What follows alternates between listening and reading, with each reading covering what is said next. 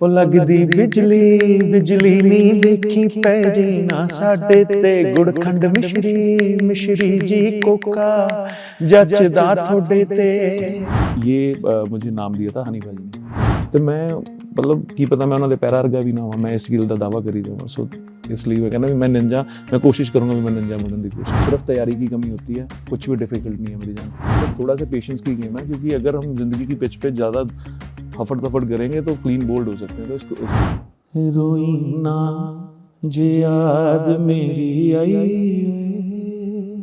खुश रही ਅੱਖਾਂ ਨਾ ਭਰ ਆਈ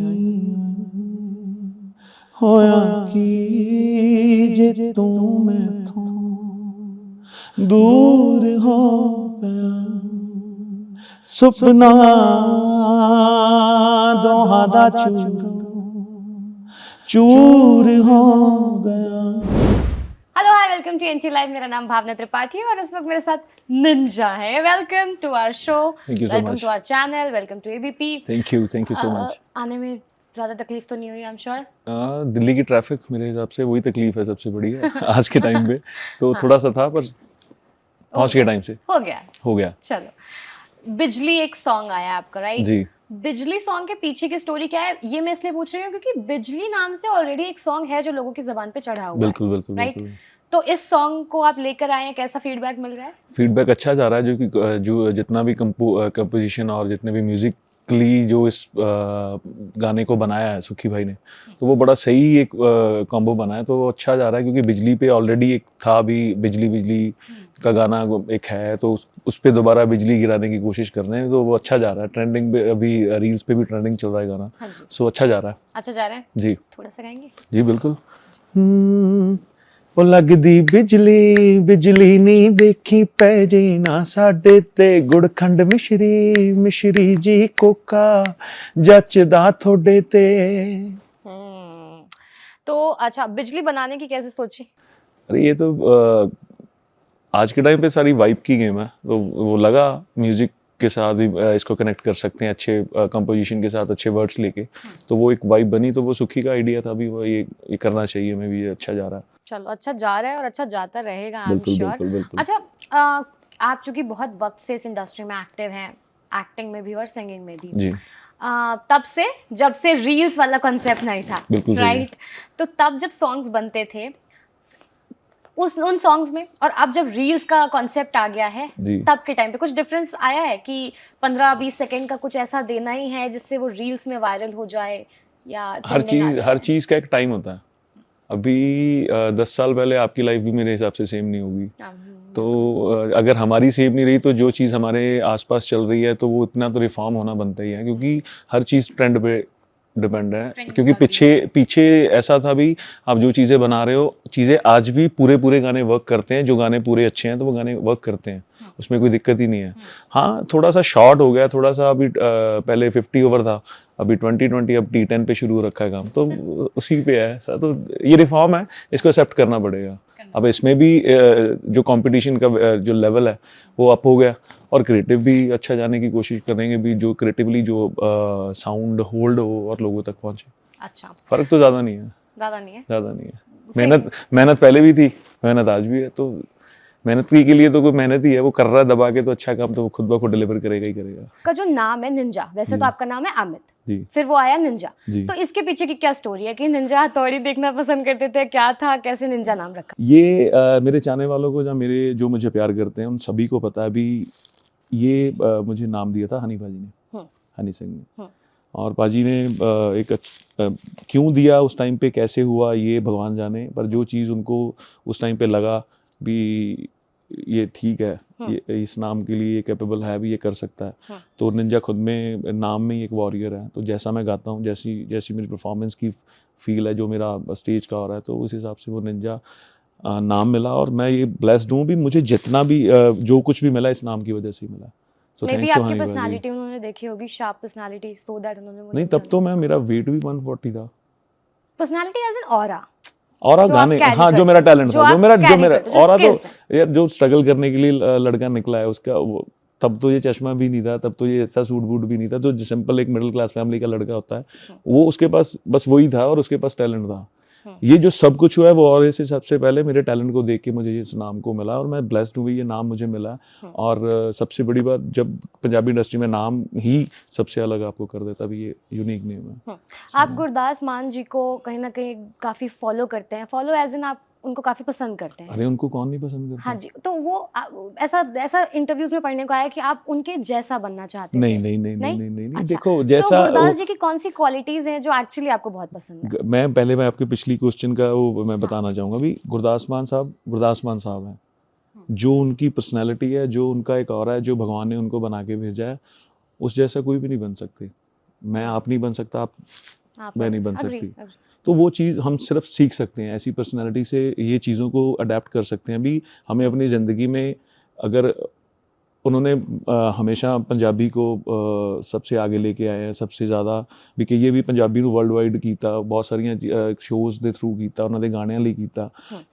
ये सब उनकी एक सेवा है पंजाबी इंडस्ट्री के लिए, पंजाबी माँ बोली ਲਈ ਉਹਨਾਂ ਦੀ ਇੱਕ ਸੇਵਾ ਜੋ ਹਜੇ ਤੱਕ ਨਿਭਾ ਰਹੇ ਨੇ। ਅਸੀਂ ਸਿਰਫ ਸਿੱਖ ਸਕਦੇ ਹਾਂ ਉਹਨਾਂ ਵਰਗਾ ਜੋ ਪ੍ਰਮਾਤਮਾ ਨੇ ਬਣਾ ਕੇ ਭੇਜਿਆ ਵੀ ਉਹਨਾਂ ਨੂੰ ਹਮੇਸ਼ਾ ਤੰਦਰੁਸਤ ਰੱਖਣ, ਤੇ ਅਸੀਂ ਇਹੀ ਇਦਾਂ ਹੀ ਉਹਨਾਂ ਨੂੰ ਦੇਖਦੇ ਅਸੀਂ ਉਹ ਕਹੀ ਜਾਏ ਵੀ ਜੇ ਮੈਂ ਕਹਾਂ ਵੀ ਮੈਂ ਉਹ ਬਣ ਸਕਦਾ ਤੇ ਮੈਂ ਮਤਲਬ ਕੀ ਪਤਾ ਮੈਂ ਉਹਨਾਂ ਦੇ ਪੈਰਾਂ ਵਰਗਾ ਵੀ ਨਾ ਹੋਵਾਂ, ਮੈਂ ਇਸ ਗੱਲ ਦਾ ਦਾਵਾ ਕਰੀ ਜਾਵਾਂ। ਸੋ इसलिए मैं कहना भी मैं निंजा, मैं कोशिश करूंगा भी मैं निंजा बनने की कोशिश करूं। Very cute. अच्छा, ये आपको सिंगिंग का, अमित भल्ला को सिंगिंग का शौक कब से आया? क्योंकि मुझे यहाँ तक याद है कि आपका लुधियाना में आपके फादर का कोई म्यूजिक कैफे था जहाँ पर आप बैठ के गाने सुना करते थे, वहाँ से ये सिंगिंग वाला इंटरेस्ट आपका डेवलप हुआ? देखो आर्टिस्ट वही है जो अगर जिस टाइम पे उसने मतलब वो जन्मा होगा तभी वो सुर में रोया होगा। तो मेरे हिसाब से गायकी और ये सब कुछ मेरे वैसे तो उसमें फैमिली में तो कोई नहीं था, पर हाँ मेरी जो स्कूलिंग थी, जहाँ मैं जो चीज़ म्यूज़िक के लिए सीखता रहा हूँ, वो मुझे घर पे मेरे डैड की वजह से मिली, जिस पे मैं कैसेट्स को सुनता था और रिकॉर्डिंग का टाइम था। तो जब टेप रिकॉर्डर्स चलते थे, उनको ठीक करना, बैठना वहाँ पे वो जो कर रहे हैं, क्योंकि बहुत सारी चीज़ें कई बार आप कहीं जगह से सीखने जाते हो तो वो आपको ये नहीं होता भी आपको हाथ पकड़ के सिखाएंगे तो आप सीखोगे। कुछ चीज़ें आपके टाइम पे आपके सामने कुछ ऐसी हो रही हैं जो सिर्फ आपको समझ आती हैं, तो वो एक प्रोसेस होता है, लर्निंग प्रोसेस है ये। इसमें हमें क्या चाहिए, अगर मैं आपके पास बैठा हूँ, आपके पास कुछ अच्छा है तो वो मेरे लिए है, तो वो इस चीज़ की समझ भगवान की दया से सबको होनी चाहिए, उतनी जितनी मुझे थी उस हिसाब से मैंने ये चीज़ों को देखा और कुछ ना कुछ सुनता रहा, बड़ा होता रहा, तो वो चीज़ें निकल के आपके सामने आज एक आर्टिस्ट बैठा है।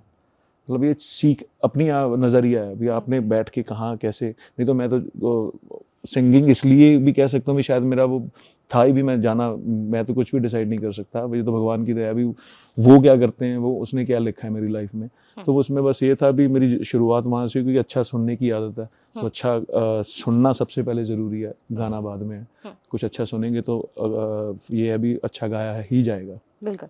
अच्छा अमित, आपने वो 6 साल का लड़का जो सुनता था, अच्छा सुनता था, उसके बाद उसने प्रॉपर ट्रेनिंग भी ली, कॉलेज में आकर के उसने सीखा भी, और सीखने के बाद वो आया। सीखना कितना इम्पोर्टेंट है, क्योंकि आजकल बहुत सारे ऐसे यंगस्टर्स कह लीजिए, या वही चूंकि सोशल मीडिया का दौर है, तो सभी क्लेम करते हैं कि मैं आर्टिस्ट हूँ या मैं सिंगर हूँ। सीखना कितना ज़रूरी है, क्योंकि आप सीख कर आए हैं। सीखना तो यार कोई भी काम है, अगर आप मेरे से क्वेश्चन पूछ रहे हो, शायद इस चीज़ की, जैसे ना आपकी पहली इंटरव्यू होगी, आपने 10 शीशे के सामने बैठ के 10 चीज़ें खुद से बात तो की होगी भी आप क्या करना चाहते हैं। ये सीखना तो ज़रूरी नहीं, हम सिंगर हैं इसलिए सीखना ज़रूरी है, ज़िंदगी है, ये सीखनी है भाई, और सीखना उतना ही ज़रूरी है जितना खाली पेट को खाना देने के बराबर है। अगर वो चीज़ आपकी उस हिसाब से फुलफिल है तो आप अच्छा ही डिस्ट्रीब्यूट करोगे जो आप सीख के आए हो, क्योंकि आज का टाइम है, क्वेश्चन है, कोई भी कर सकता है, सबके पास फ्रीडम है। सबसे बड़ी बात, सीखने के साथ साथ कुछ ऐसी चीज़ें भी भगवान की दया से सीखनी पड़ती है कि वो आपकी सीखी हुई चीज़ की वैल्यू उससे जब आप बोलो तो उसकी 10 गुना ज़्यादा पड़े, जो आप सोचते भी नहीं हो, तब सीखने का ज़्यादा फायदा। और रही स्ट्रगल की बात, या जो आपको बता रहे हैं भी ये नहीं हो पा रहा या वो नहीं हो पा रहा, किसी को ब्लेम मत करो, सिर्फ तैयारी की कमी होती है, कुछ भी डिफ़िकल्ट नहीं है मेरी जान, कुछ भी डिफ़िकल्ट नहीं है, सिर्फ तैयारी की कमी है। आज किसी की पारी चल रही है, कोई कल पीछे खड़ा है भी मुझे बैट मिलेगा तो मैं खेलूँगा। इसमें एक रिलेट करता हूँ, जैसे कल ही सरफराज खान टेस्ट क्रिकेट में एंटर, उनके फादर की भी काफ़ी इमोशनल फैमिली तैयारी थी ना, लड़का पहुंचा ना।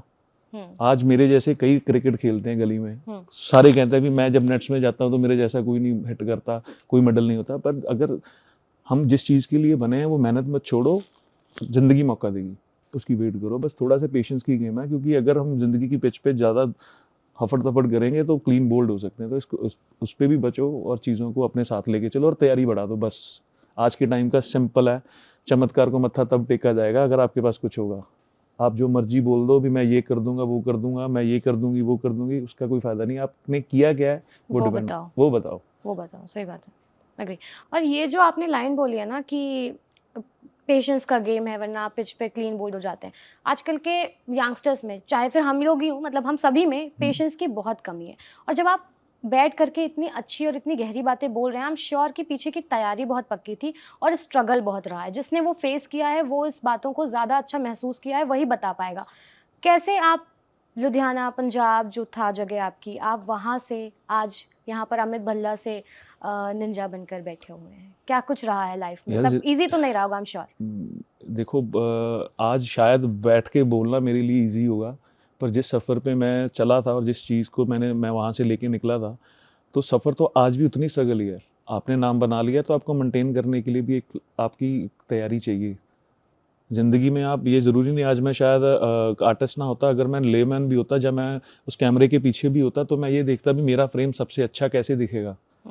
कोशिश तो उस बंदे की भी है ना, भी वो कोशिश तो कर रहा है क्योंकि वो अपने काम में। आज मैं आर्टिस्ट हूँ और कुछ चीज़ें हमारी इंडस्ट्री को लेके, बहुत सारी चीज़ें ऐसी हैं जो शायद किसी टॉन्ट वे में या किसी चीज़ में निकाल के बताते हैं, पर हर आर्टिस्ट की एक जर्नी है।